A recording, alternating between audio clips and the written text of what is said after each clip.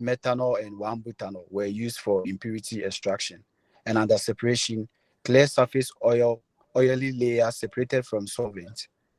And under evaporation, the solvents were removed from re-refined oil using rotary evaporation. I'm done.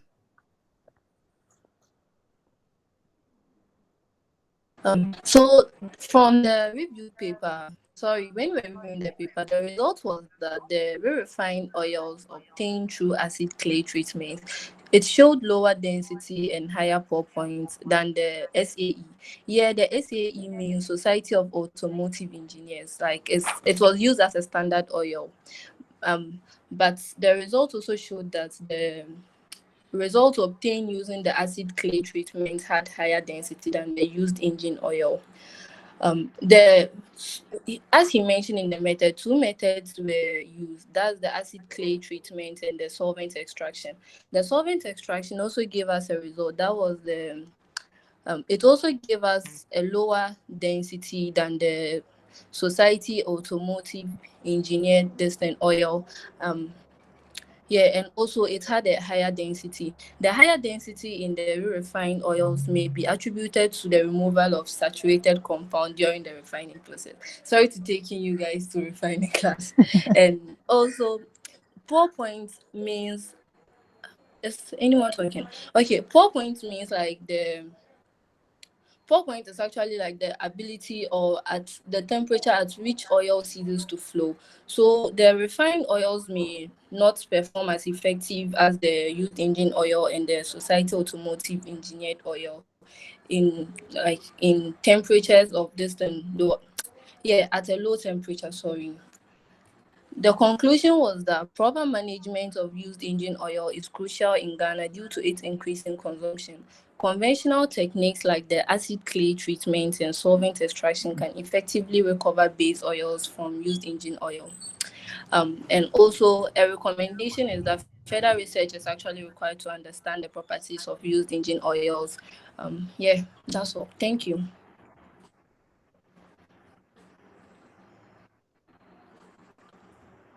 Please, Wow. Okay. Joshua, let the slide stay on. No, don't go. So start from slide 1. Then I just have a few comments then. Okay. Yeah. Could your group have, let's say, use schematics in some of your explanations? Or Joshua, move to slide 1. I'm on slide 1. Yeah, I mean the problem statement here. Okay. So with this, the consumption of engine oil, in the review paper was there something like maybe statistical data to represent this? Maybe the quantity of engine oil being used to show the high or the increasing consumption of engine oil.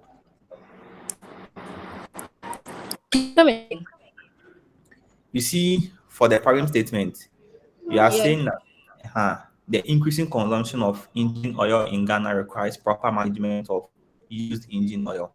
I'm saying that, assuming there was a graph to show the increments, maybe 2001, they consumed 100 liters, 2002, 200 liters, 2003, 400 liters, something like that, to show the increasing, then that would be visually appealing. So if you are trying to communicate, tell someone their problem, and the person loses attention for maybe 30 seconds and gets back to the slide, once the person sees that, okay, the graph is showing an incremental flow, they know what you are saying is true. There is increasing consumption of engine oil in Ghana. But with this slide, the way you define your problem statement, we just have a list of statements on the slides, and once I lose attention, I wouldn't be able to know what you are talking about, because what we've said has already been skipped, right? Okay. Finish. And one thing is that when you are trying to define problem statement, you should use quantities, maybe 30,000, 40,000, something like that. And you could have bulleted your points, right? So instead of writing the increasing consumption of energy oil in Ghana, you should have done something maybe high demand, of used engine oil, or something like that. So that one would be just a point. So 1 point, higher demand of or higher consumption of engine oil in Ghana. Point two, recovery techniques, something like that. You get what I'm trying to say? Yeah, I get what you're trying to say. Hello. But concerning like we using graphical this thing, I thought we were supposed to like review the paper that was sent to us, and from that paper, there was no like any graphical this thing showing like the consumption maybe from this year to that Yeah, year. yeah. I understand. That's why I'm giving you the other alternative. Okay, That okay, once you can use the graph, then you can bullet the problem. So maybe instead of writing that them in let's say a single statement, it could be in bullet forms. You get it? okay. Something like that. Thank you. Yeah, welcome. And Joshua, Uh, slide 3. thank- And the methods, you see, you have two different kind of methods, right? You Yeah. have acid clay treatment and solvent extraction. You could have Okay. easily used a diagram to represent this. Maybe the main heading Mm, note, treatment techniques. Then treatment techniques will have two branches. The first branch will be the acid clay treatment. Then the second branch will be solvent extraction. Then under the first branch, acid clay treatment, you list acid treatment, clay absorption, filtration. Then the second solvent extraction, you have another branch also, solvent mixture, separation, evaporation. You get it. Then okay. now what you do is that I'm sure this review paper used a particular method when it comes to the acid clay treatment. Did they or they used all the three methods? They used all. They used all the three methods. Yeah. Okay, so they actually studied between the acid clay treatment and the solvent extraction method. Yeah. Okay. Then how I've described it, you have the major heading, treatment technique in the box. Then under it, you have two branches, acid clay treatment, then the solvent extraction. And under Okay. each of the branches, you could have brought the acid treatment, clay absorption, and filtration. Uh, so as to make this slide less bulky. I'm not saying what you've done is wrong, but it's right. But to make the slide less bulky and more visually appealing, you could have used maybe schematics Okay. to show this method, yeah. And mostly when you are trying to bullet your points, you shouldn't have longer statements on the bullet points. So what you do is that you have to put the real, let's say just a short statement, right? A short descriptive statement that you'll be able to tell the story from. Okay. Uh, so with the properties of refined oils produced, these methods were compared. So you could have you could have written something like comparison of the properties between this and that. You get it? Then Okay. all the rest will be in your mind and you try to communicate that. You get it? Okay. Yeah. And Joshua, the next slide, I think. Yeah, same for the results. If there in the results there aren't any um, graphs to show it, you could have used maybe a table, right? A table to Yeah. show the differences. Because it's like you've compared two products, sorry, the same products, but two different methods. So you could have used a table to try to segregate each of the results than using bullet points that takes much portion of the slides. And your choice of slides too is some kind of a problem. So mostly in academic research, your choice of slide is very, very important. Right? You can use plain slide with minimum designs, just like what I've been doing for throughout this presentation. If you take a look at my presentation slide, uh-huh, the picture of the man sitting there may be somehow distractive to someone who's trying to focus on the content of the slide. What we want to do is that we don't want to sway the audience away. We want to keep the audience glued to the slide. So once they are glued to the slide, they decide to they get distracted maybe for some 30 seconds and they come back to the slide. They should be able to follow whatever is on the slide and they shouldn't struggle to read whatever is on the slides. You get it? So I think there are more room on the slide and we have actually um, expanded everything on the slide for it to be okay for everyone to see. But aside that, you've done so it was a good presentation. Thank you.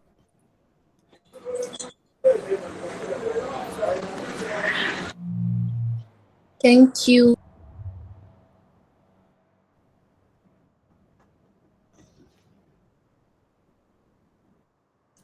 So Joshua, the next group, Yes, sir. group two. No, I think it's group 2 that presented right now. So we move to group Group 3. three. Group 3, are you ready? Should I present or you'd present? I think you should do that for them. Okay, sure. Okay.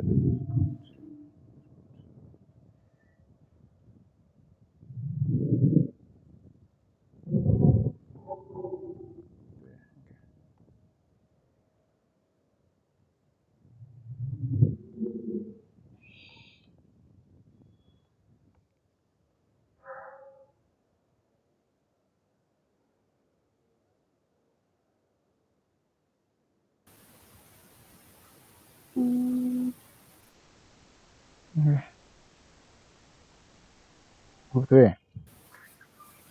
Let's hear you. Okay, good afternoon. Please, can you hear me? Yes, please, loud and clear. Okay, so we are presenting on development of a new analytical method for lead pre-concentration and its further determination in water and foodstuff using relatively low sensitive flame atomic absorption spectrometry. Okay, please move to the. Okay, so for the problem, yeah, we found out that lead is a heavy metal and is very toxic to human health, and it's an important pollutant in the environment. So due to these reasons, there's an there's a need to develop a sensitive analytical method to determine low levels of lead in water and foodstuff. And then the current methods available to are either time consuming or require expensive instrumentation. So the aim of this study was to develop a new method that was rapid, sensitive, accurate, and cost effective for determining lead in water and foodstuff to ensure the safety of the general public. Please, next slide. Please, my other colleagues here. Hey, Eliza.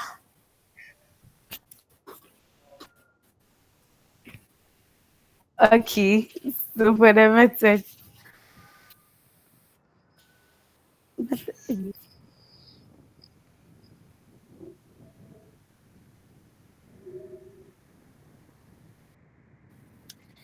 so these were the methods used. The first one is atomic spectrometric method, such as the flame. Hey, please, can you hear me? Yes, we can hear you. Okay. So the first one is using the flame atomic absorption spectrometry in determining lead in samples, but a separation or pre-concentration step was required to improve the detection limit. And the cloud point extraction and the rest of the methods there was used in doing that. Yes. Please, next slide. Um,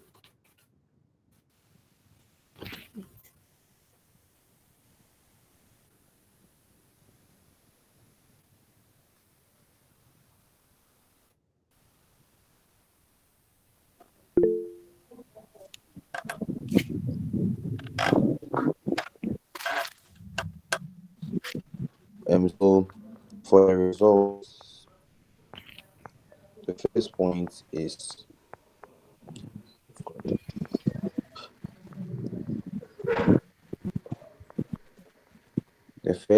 is to ensure the best analytical results. The formation of metal chelate complexes for PBII was found to be influenced by pH, which played a crucial role. By comparing regression parameters such as mean slopes, interceptions, and their standard deviations for each calibration curve, the presence of significant interferences and matrix effects could be determined. The effects of coexisting ions on the recovery of PBII were investigated, and it was found that most ions had negligible interference except for FeIII and CdII in samples with low PBII concentrations. The validation of the method using certified reference materials showed statistically significant agreement between the observed and certified values of PBII concentrations. The method was successfully applied to the accurate analysis of PBII in various sample matrices, including water, tea, and food, using matched collaboration curves and two different acid digestion approaches. Please, I would like to elaborate on the liquid extraction and cool precipitation methods used. So the liquid extraction is a method where we use two immiscible liquids, usually for soluble substances in water. We take something like an oil and water. But for lead, some solvents use the chloroform, diethyl ether, xylene, and toluene. Now with the liquid extraction, we are taking the two liquids.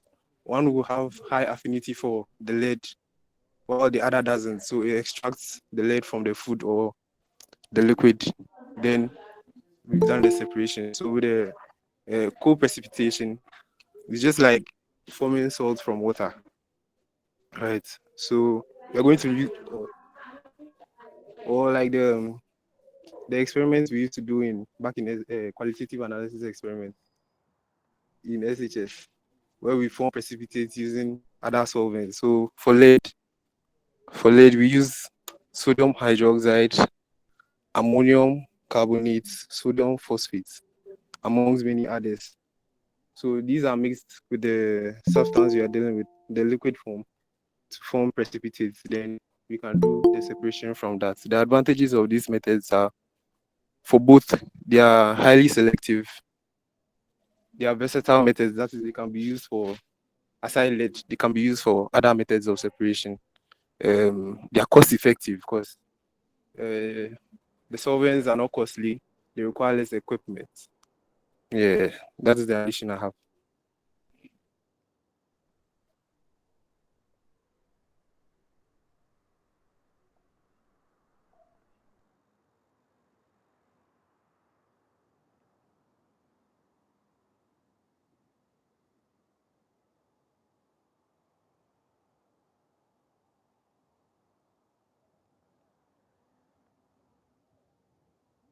Who's taking you guys? Who's taking the conclusion for you guys?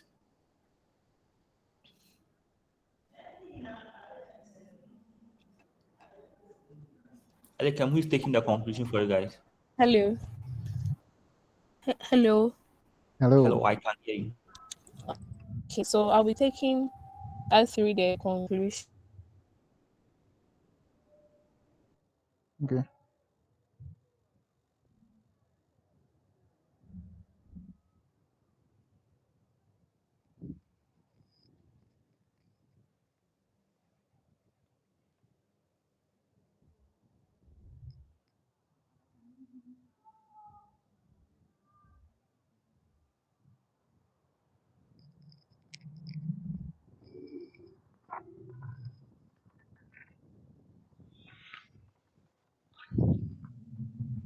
Hello. Hello.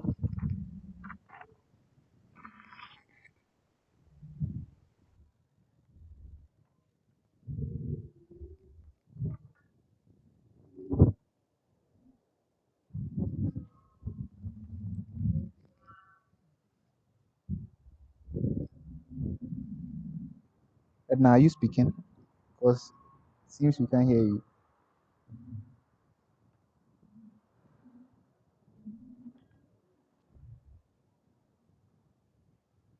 Hello, Edna. Hello. Sorry, my network is disturbing. Okay, so I continue. And then this two methods was developed to help determine the low level of lead in water and then in foodstuffs.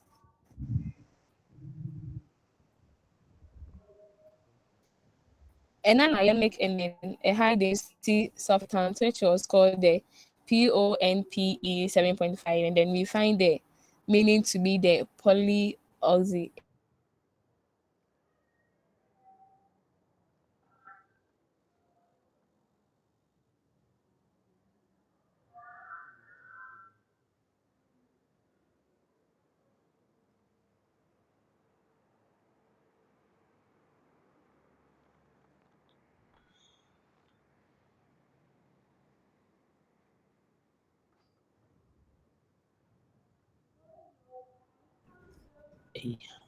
I think I can't hear you more. Hey, am I the only person?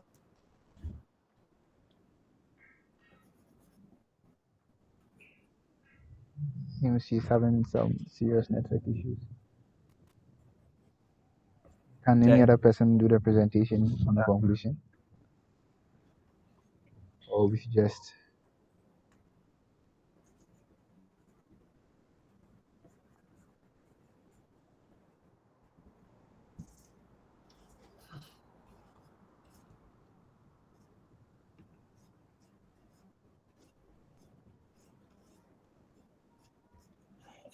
Can you continue and conclude for us?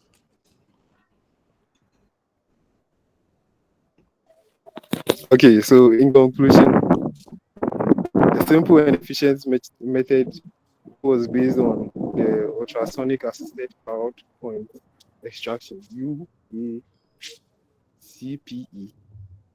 in combination with FAASE,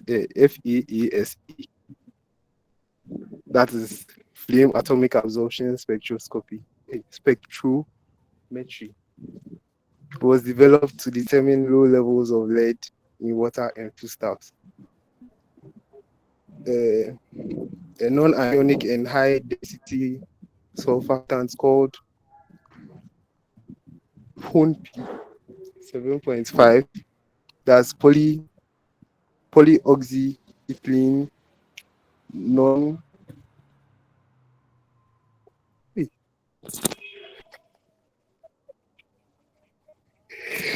sorry PONP, that's using UACPE is cheaper and less toxic than widely used toxic solvents and chlorinated solvents. Thank you. I think they're done. So, Vanessa, any comments? The same, this like there's problem to replace a whole lot of stuff, right?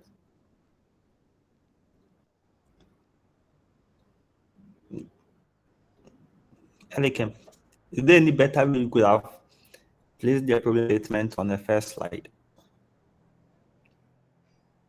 From the comment I gave on parties good work, you think that is the problem statement better? This goes to group 3.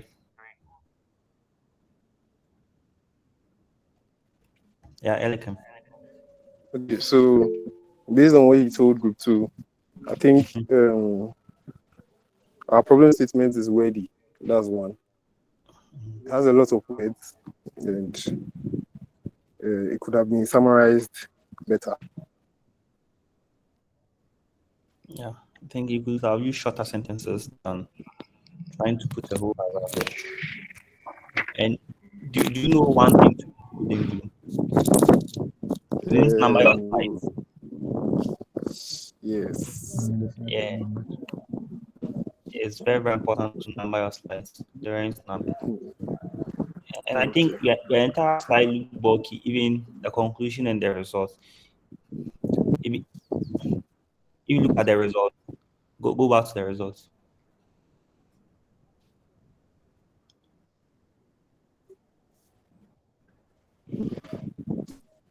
The same way we are comparing iron, cadmium, like I don't know, it's only iron you investigated, and you are comparing it to maybe a reference material, something.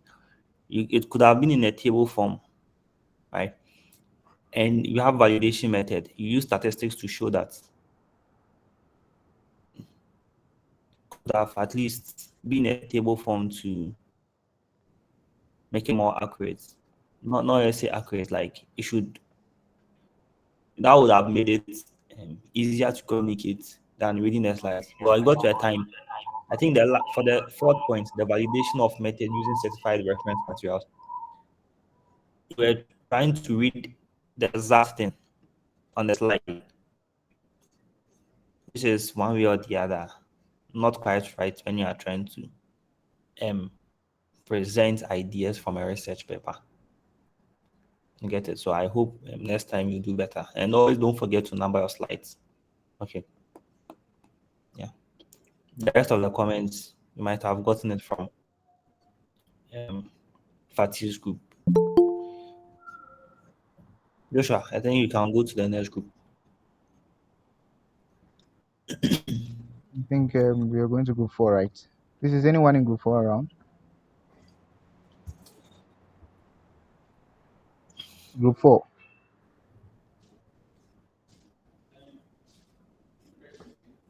Okay, group 5.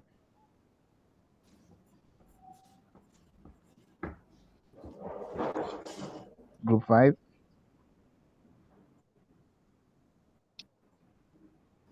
Group 6. Group 6. Yeah, I'm here. I'm here. Group 6, sure.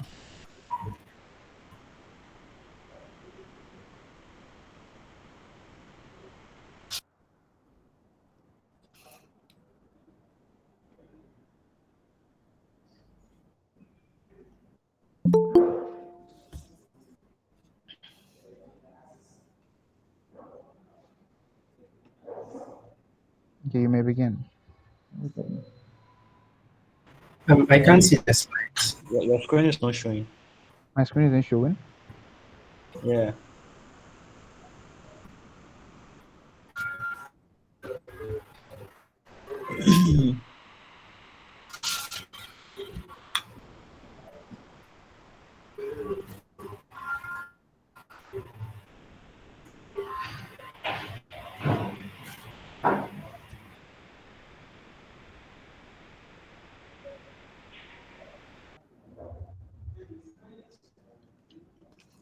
You are showing a different group's work. Yeah, I'm coming. Group 6, okay.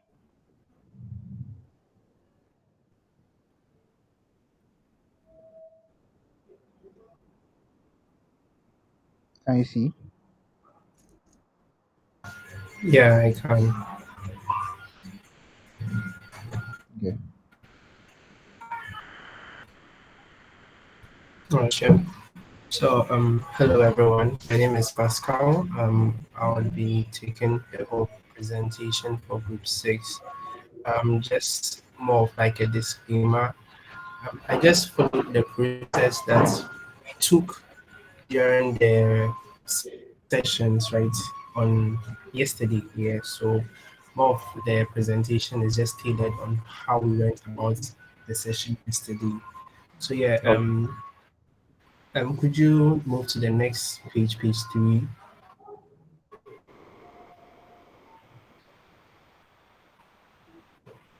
All right, thank you very much. So our topic is rationally designed 2-in-1 nanoparticles, right? So for the problem statement, this is what we realized that when trying to treat cancer, right, the cells in cancer tend to be highly resistive, and so it makes the treatment very difficult, right? And so in the medical field, they decided to employ a combination chemotherapy to be able to reduce that kind of resistance, right? And so the research statement or research problem then was to investigate two means in terms of combination chemotherapy.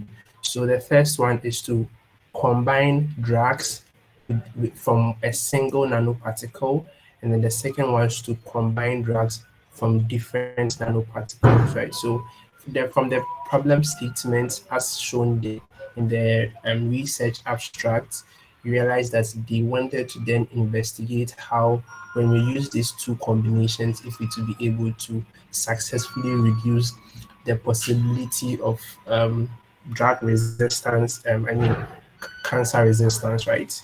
So that's what the problem statement or the research objective is geared towards, right? Next slide, please. Right. So for the method that they used in order to check for the resistance, first they chose a particular cancer cell, which is a breast cancer cell, and they employed a model. And this model is the phenoecological mathematical model to be able to study the dynamics of the cancer cell.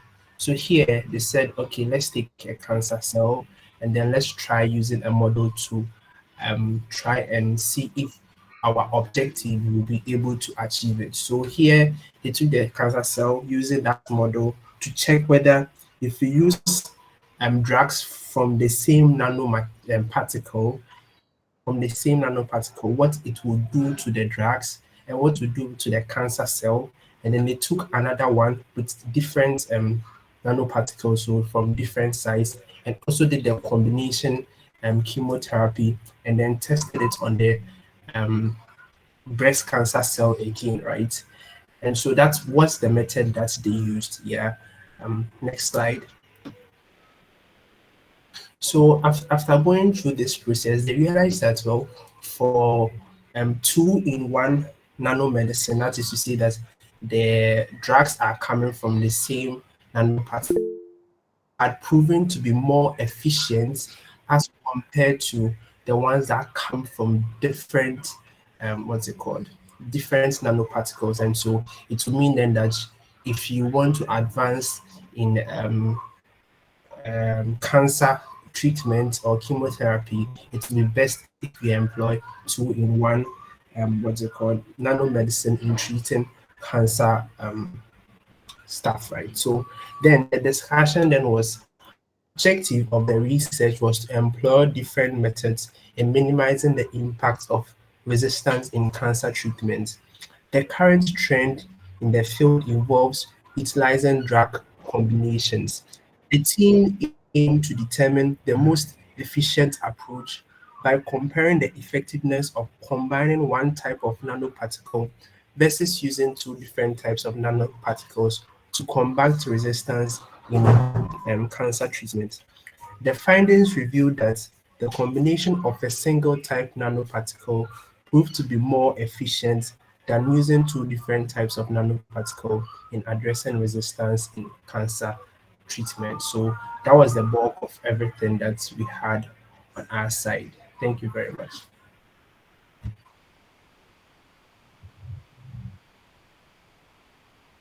And the sub Francisca Owusu. Do you have any question? I think your hand is up. Yeah, my hand was up because I'm in group two. I was drawing Pascal's option to let me finish with the last bit, but this is done, so that's fine. Oh, okay, sure. I think I've read this paper into detail, and I have seen the paper. Actually, there are diagrams in it, graphs that you could have used to actually explain what is happening actually in the problem statements. even in the abstract of this paper, there was a diagram in it. You could have just borrowed it. So I think from the three presentations so far, you guys are missing something when it comes to trying to present the information you have, right, in your research paper to someone. So you have diagrams in there. Over here, we are not actually reading what you have on the slides. That's not what we are doing. What we are actually doing is listening to what you are saying, but following the story on your slides. So if you notice, the time needed to switch between the slides will not be enough for someone who is a slow reader to capture the entirety of whatever is on the slide. That's why it is important to bullet your points, then limit the number of words you put on each slide. Right. So instead of using a lot of words, you could just use schematics, or you put the diagram there. Then the diagram will be able to show the difference. Once the diagram is giving a clear distinctive difference between the two nanoparticles that they are talking about, then you will understand that, this diagram is different from this diagram, and this mark over here, is what is actually showing the distinction. Then I'll appreciate whatever you said very well. Because I've read this paper, I was able to follow very, very well. But what about someone who hasn't read this paper before, or doesn't even know how a nanoparticle look like? You get it? The person will be lost, and the person will find this presentation not interesting because he or she can't relate. And mostly that's what happens when you are trying to pitch your research idea to a group of people who are going to award you funding. Some of them might not even be in the field of cancer, but they've brought experts over there. So the experts over there could be 3 or 4 people. They are the real judges. But what about the managing director of maybe the company who has an MBA and knows nothing about cancer? That person is supposed to follow through and should be able to understand that, clearly, I know that the experts over here know more, but I now understand what you are trying to talk about in layman's term. So I'll give the go ahead for them to approve your project. And so far, that is one thing that is lacking in the presentation so far. So instead of putting so many words on the slides, you could actually do it using maybe lesser words. Yeah. I think it was a good presentation in terms of the content and what we're seeing, but the information on the slide looked a bit bulky. Thank you. Thank you too. Okay. So this is group 6, right? On to the next. Group 7. So you've done group 3, group 2. You've done group 3, group 2, and then group 6. Group 7, is anyone around? Let me just check for you.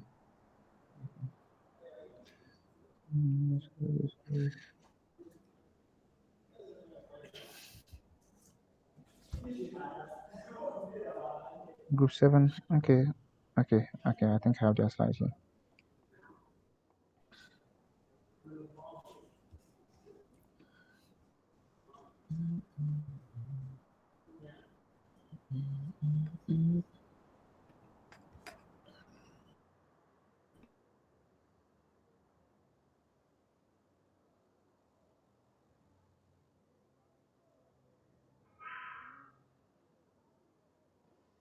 Group 7.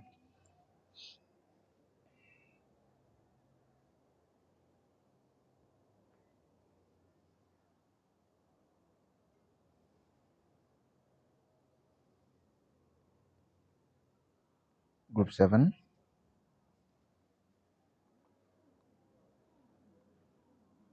I saw Ebenezer. I can see his name on the slide. I thought I saw him in the group. Or he's left. Looks like.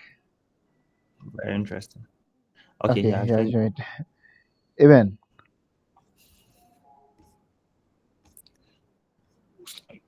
Ebenezer Oyemam Edu, Yeah, I'm around. you're around. Okay, that's fine.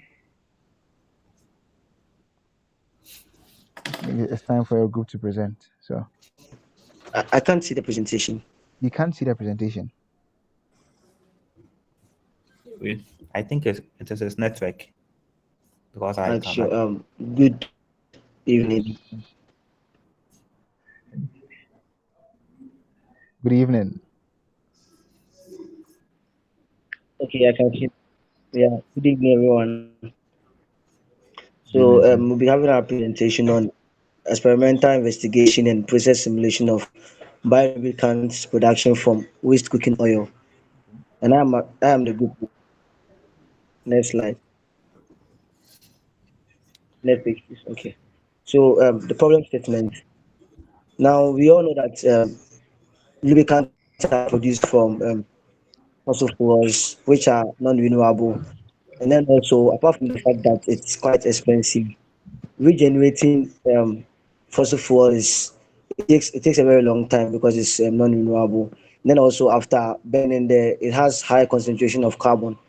Therefore, we were trying to experiment and explore alternative by using waste cooking oil or waste vegetable oil.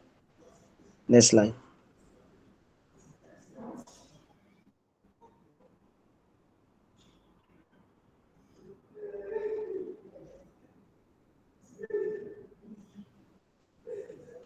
Hello, next. Yes, we are on the next Joshua. slide. I can't see the next slide. Method and procedures. Sure. So these are the procedures.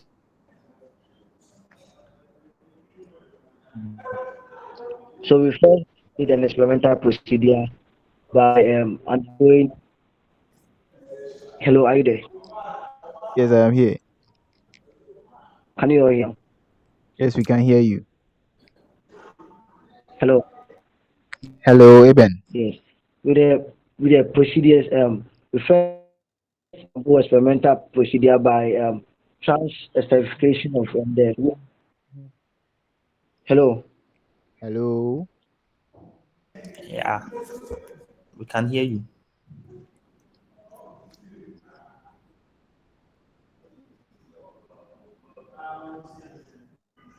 Can you all hear me? Okay, sure.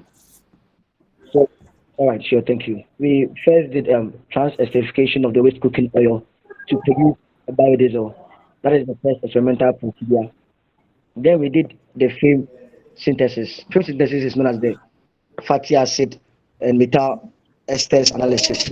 With this, we try to separate rice after doing the trans esterification of the cooking oil. Got two products combined. That is the glycol and then the biodiesel. So we try to do separate the biodiesel from the glycol. That is by using the film synthesis. During the film synthesis, we did films, chemical analysis, and characterization.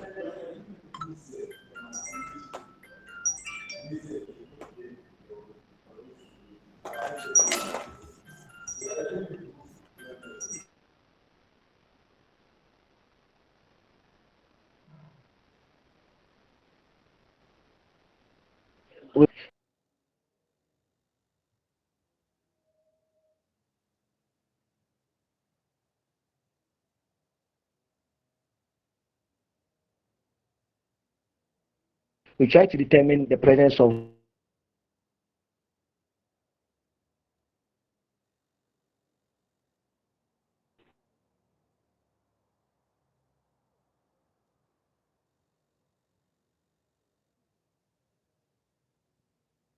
um, esters in the biodiesel and was positive.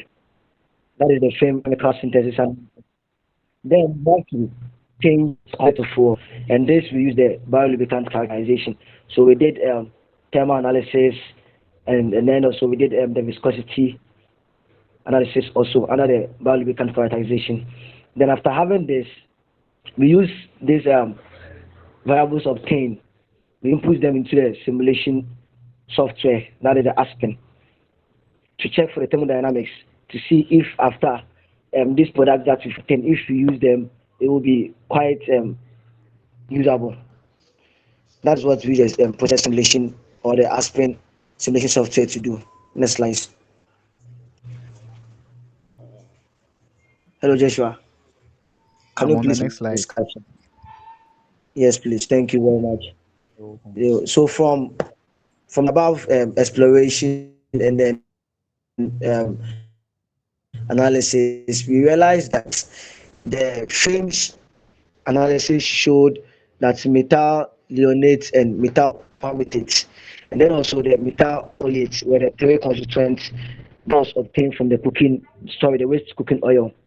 So upon checking all this, we realized that at a temperature of 130 degrees Celsius, and the molar ratio of combination of the molar combination of biodiesel to methyl glycol was quite good, and we obtained a concentration of 94%, which means this explains that when we use in using waste cooking oil to produce the biolubricant, this is quite feasible because most of the waste cooking oil can be converted into the biolubricants that we are looking for. Next slide, please.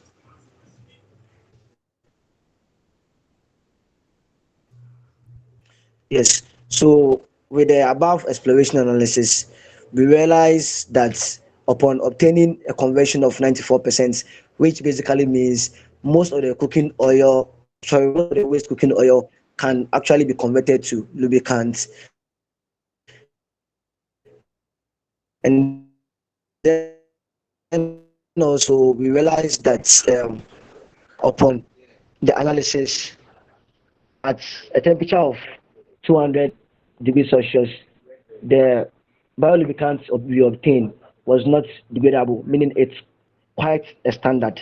Therefore, we came to the conclusion that it is true that we can obtain biolubricants from waste cooking oil. Thank you very much. Congratulations. Okay, quick comments then. Yeah, true. First time you didn't number your slides, and I like the way you placed your parent statement as well. Just that you could have just separated the first statement from the second statement. Yeah, you could have just bulleted it, but I like it. Just that you didn't number your slides. And slide number 2, methods. So the methods and procedure. Okay, it's okay. Just that you would have to strain your eyes before you see what is actually on the slides.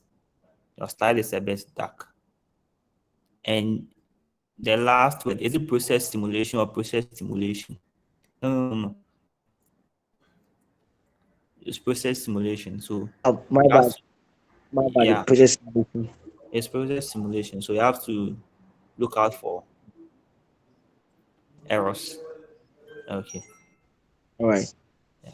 Thank you very So much. the same comment I've been giving up to now. You should try as much as possible to apply that to your presentation. Then that's true that the presentation was recorded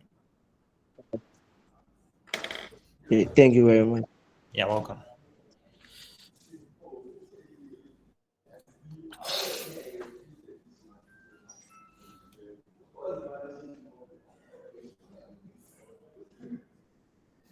Okay, so group 7 is done. Group 8.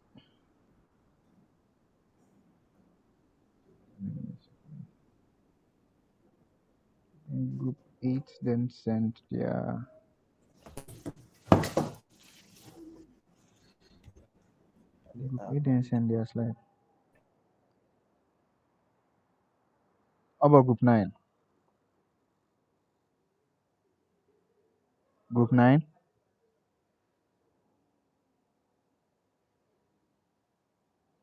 Group 10? Which group is this?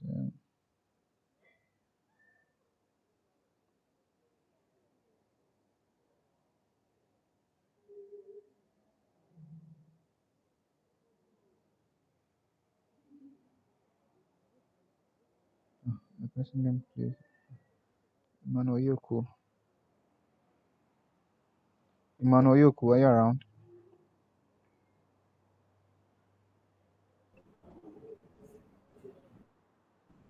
Emmanuel.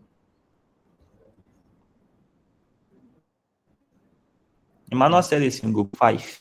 He's in group 5. Is it Emmanuel Boabeng or Nah, he says it's group 5. I'm in group 5. you're in group 5. Yes, But he said please. the group members are not here. And did you send Yes. in your slides? No, the person, I just called the person to send me the slides. Like the person who was in charge, the PPT, was in charge So of you, doing the PPT. so you'd present, right? Mm, Okay, then share your screen. let me download it and send.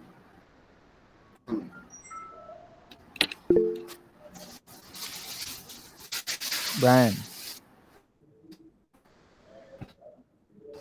Please, group 10 is here. 10 is here. Okay, please, let's. Yes, please. Did you send in your slide? We have sent the slide to you. Opened it earlier. You mentioned Okay. Emmanuel Yoku or something. Okay, sure. Yeah.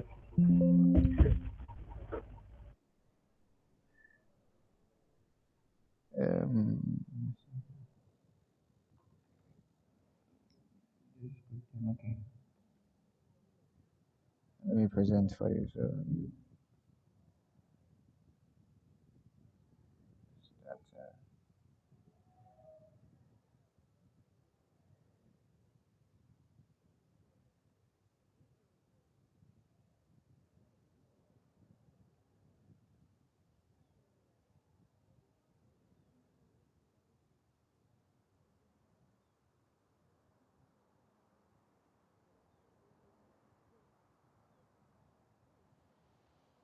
okay, group 10. Let's hear you. All right, good evening. Good evening. My name is Clement. Okay. We will be presenting on the role of carbon capture and utilization, carbon capture and storage, and biomass removal and net zero carbon dioxide emission, chemical industry. Please, next slide.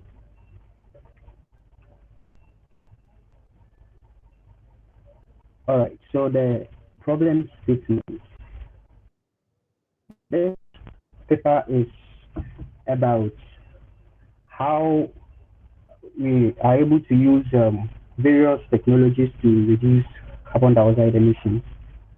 And in this paper, the problem here is to examine 3 different routes that is used to reduce carbon dioxide emissions. And these 3 comes with their pros and cons. And so this paper basically compares the 3 routes quantitatively and qualitatively to assess which one is more feasible. Yes. So the 3 main riots that is used in here is the carbon capture storage. That's the first riot. The second one is the carbon capture utilization, and the last one is the use of biomass. Yes, please. The next slide.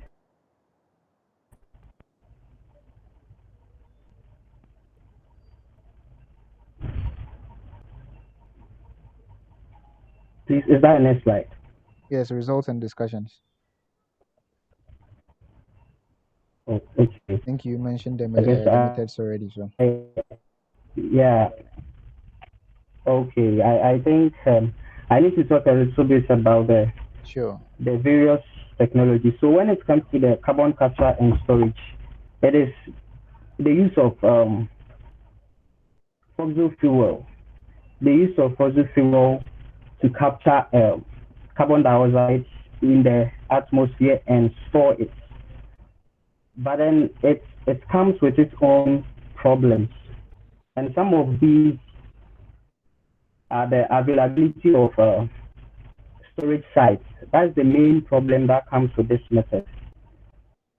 And we have the second one, that is the carbon capture utilization, where we uses the carbon dioxide captured together with hydrogen in new chemical processes. But then the main concern with this method, according to the paper, is that it requires a lot of electricity and energy, especially for producing the hydrogen. Yes, and we have the last one called the bioreactor, that is using biological method. And this biological method is just culturing growing biomass biologically, specifically for making chemicals. And this also requires a large amount of land for growing the biomass. And there is a risk of conflicting with other land uses due to the high land requirements. Yeah, so that is basically the three different procedures used. But so let's go to the results and discussion.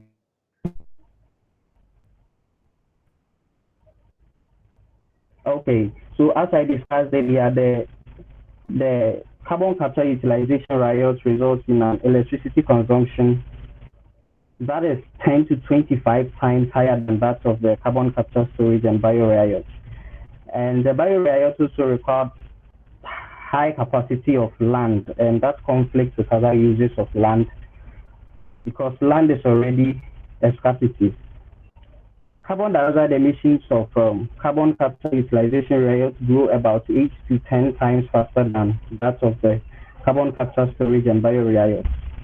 And the availability, accessibility, and acceptance of carbon dioxide storage sites for the carbon capture storage riot, together with the continued use of fossil fuels. The very high electricity energy demand for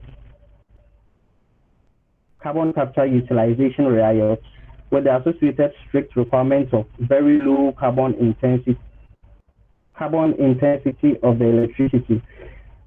And the last finding is that very high availability of land for biomass growth in the case of the bioreactors, with associated rates of conflict with other uses. Those are the main findings of the paper. Please, the next slide. So the conclusion of this paper says that comparing these three methods, we found the carbon capture storage riot offers the possibility of using existing technologies and infrastructure without the need of a complete reshaping of the chemical industry and of permanent removing carbon dioxide from the atmosphere, hence representing a key element not only in the net zero carbon dioxide emission world studied here, but also a net negative carbon dioxide emission world. Thank you.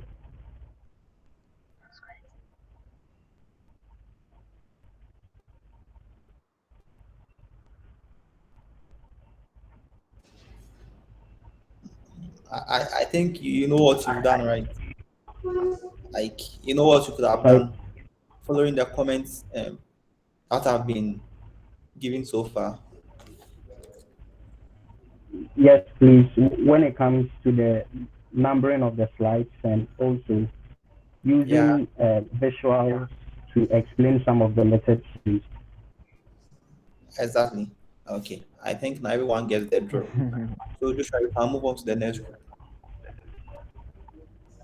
Okay, so that's it for group 10.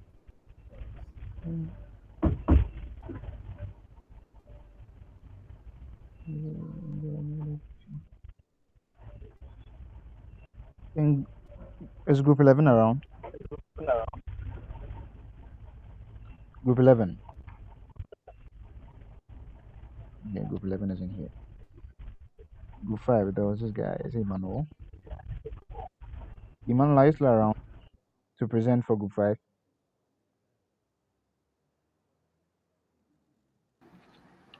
Yes, I'm still around. Okay. So Hello. you can, yes, I can hear you. You can, Yes, and then please, there is an issue I wanted to address before. Sure. The thing is, yes, we actually divided the thing amongst ourselves. Okay.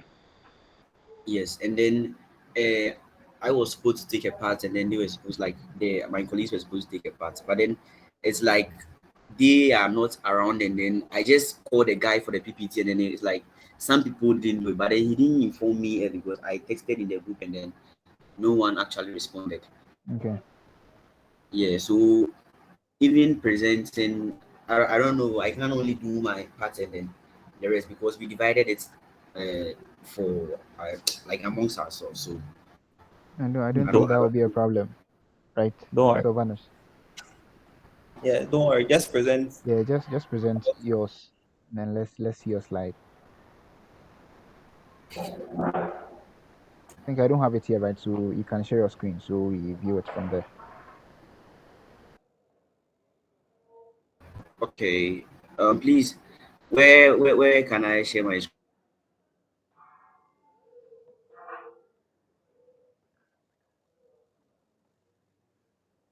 Are you using a laptop or you're using a phone?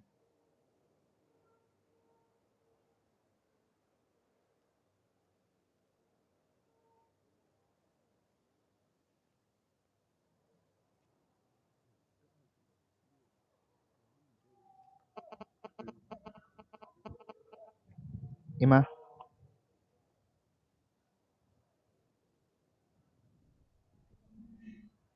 Hello, please. I can hear you. I can hear you. I think I've seen it. So Okay, sure.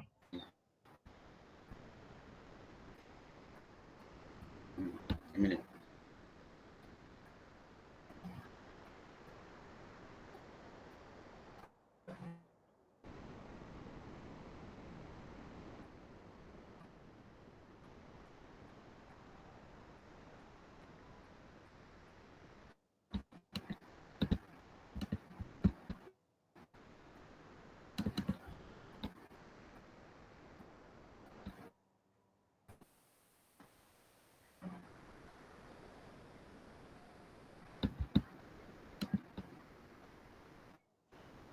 Please just a minute. I'm coming.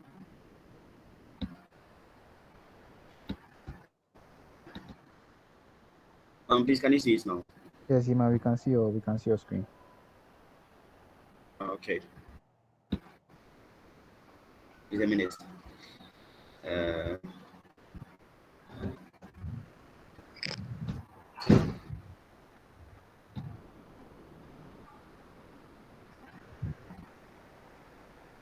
oh. I want to try and move down, but I think it's not responding. Come on. Okay, do you know what you do? I, Just once you project your slide, right? Mm-hmm. Just be on the slide. Don't come back to the meeting. Just be on the Okay. slide and be moving. Yeah, it will move. Okay, sure. Okay. So, good evening good once evening. again. And then, yes. So our research was actually looking at the quality attributes of fufu. Yeah, it was like instrumental and sensory measurement, and then it was actually trying to compare like our traditional way of doing fufu and then the method with neat fufu. Like they did some experiment, something that was a main experiment. So it's aimed to optimize the processing parameters for cassava starch plantain, which is the pure fufu to achieve desired consumer friendly texture, because some of the textures that sometimes they get wasn't the desired ones. Yes, so they were doing some, they were trying to make something better. Like they did an experiment in order to do something better and compare it to that of meat fufu. So it focuses on assessing and characterizing the texture of reconstituted fufu using instrumental and sensory method and comparing it with meat fufu. Okay. Yes, and then the method used, they were the source of materials, the starch preparations, and then the plantain puree preparations. For that one, I read through, but I didn't really do because that wasn't my part. So like the person who was supposed to present on that. So I read through, but I didn't know I'll be presenting on that. So I didn't actually prepare for that. But then I read through, and then the discussions too. That was a diagram from their experiment. This was a diagram showing the output or the outcome of what they did. So they consider factors like the peak viscosity, then the holding strength, the breakdown, and the final viscosity, and then they compared in the peak time, and then they were comparing it as for the experiment, which is the plantain and starch one, and then they compared it with the neat fufu. Yes, and then for the peak viscosity was the peak viscosity of the plantain was the plant, which was our traditional pounding fufu plantain and starch, was actually higher than that of the neat fufu powder. And then they compared the breakdown, and then the holding strength, and then the neat fufu had a higher holding strength than that of our traditional way of preparing the fufu. And then the conclusion too was, in conclusion, the research work focused on optimizing the processing parameters for cassava, starch, puree fufu, with a particular emphasis on texture attributes. As it was, that was what they were doing. They were looking for the texture. They were comparing the textures, and then the plantain puree was most desirable in terms of texture. Yes, I don't know whether I think I think they didn't bring it, but then it was somewhere in the main research this one I was sent. And then they said, however, the starch content did not significantly affect the adhesiveness, smoothness, and then the springiness, I don't know, of the fufu. Also, plantain pure cassava starch had higher values of peak viscosity. Yes, final viscosity, setbacks, and then they were just trying to lay emphasis on the diagram which was provided, which was on the fourth slides. They actually just trying to lay emphasis on that. And then the research suggests that optimizing the ratio of cassava starch and plantain puree can enhance the texture attributes of the fufu. Further improvements are necessary to address the color of the plantain puree to ensure wider consumer acceptability. Yeah, so I think that was the end of the slides that I have here. That's the end of the slides I have here. The PPT I have here. Okay, that's fine. Don't Hello. stop sharing your screen. Yeah, hello. We can hear you. Yes, please. I think that's all. That's all. Okay, even just the slide, you see your choice of color. The color is not that good. Okay. I like how you try to discuss your results using the table. I think it's quite good. Yeah. Okay. And you had maybe lesser tests, except for the conclusion and the problem statement. Okay. And you also didn't number your slides, so I hope from now onwards you've learned the necessary things you're supposed to do when it comes to preparing your presentation. Yes, please. Okay. Yes, please. Okay. Joshua, which other group is left? I think we have group 2, group 3, group 6, group 7, and then group 10, Clement.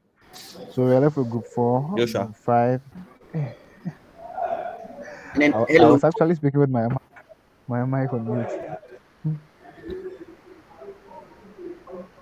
Yes, Emmanuel. Which group is next?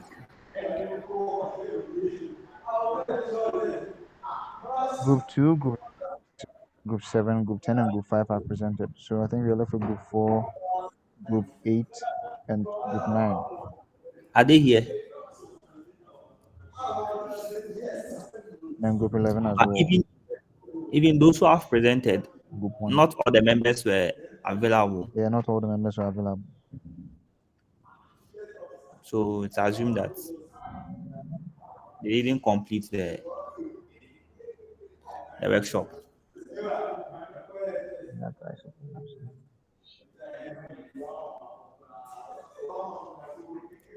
So none of the group members are here again. Is there any other person in group 2 aside Fatih, Abu, and Alasan? I hope you Francis Francis. Sam. Yeah. Francis, we And are listening. We've already presented our. You've already presented. Which group are you in? Yeah, to have we are the first people who did it. So group 2, right? Yeah, Francis. group 2.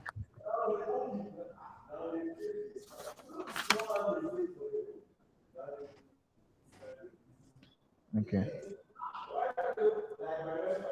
I think Edinana just came. Edinana, please, which group do you belong to? I'm in group 8. Group 8. I think your people haven't presented yet. Do you have the slides ready? Not yet, please. Not yet. Yes. Okay. That's fine. How about group 9? Is anyone here?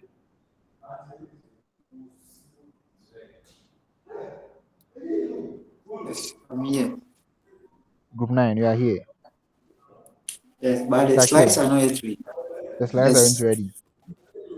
Yes, please. Okay. How about group 11?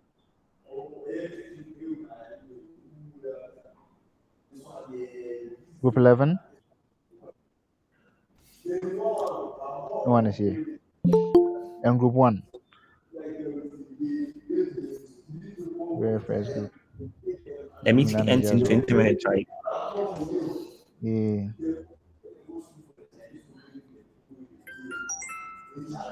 Okay. I think those So who we are have done for today. presented.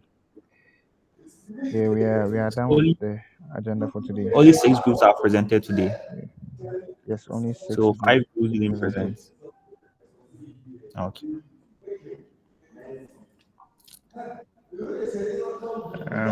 So we thank everyone for joining today's session.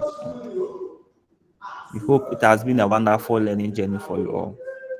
And whatever instruction or whatever new thing you've learned over here, you would try and implement in your respective academic research journey. Joshua, do you have anything to add in regards to the certificates, how they receive it, and others? Okay. First of all, I would like to say a very big joining this workshop, making it successful. Then what we presented to you over these 3 days isn't all that research. Please relax, okay? I'll send attendance link. Isn't all that academic research, report writing, and presentation is about. So there is more to explore. Okay. So yeah, and then regarding your certificates, God willing, tomorrow or latest by Tuesday, you should receive them via your mail. So if you are here and then you don't get your certificates, probably it's because you didn't present or you didn't attend all the 3 sessions. So I would send the attendance link for today so you fill, and then that will be it. So Joshua, I would like to have a moment with you when they leave the meeting, so don't hang up. Sure, I'll be around. Okay. Please make sure you fill the attendance form before you leave. Emmanuel has a Emmanuel Boabin. Emmanuel, you are listening. Yes, please concerning the certificate for the first meeting, I joined actually, and then the first and second link. Yes, but then I didn't focus on the even joining. Like I missed some part. I went to do something, but when I came back, like the link, like I didn't know that we had to fill attendance form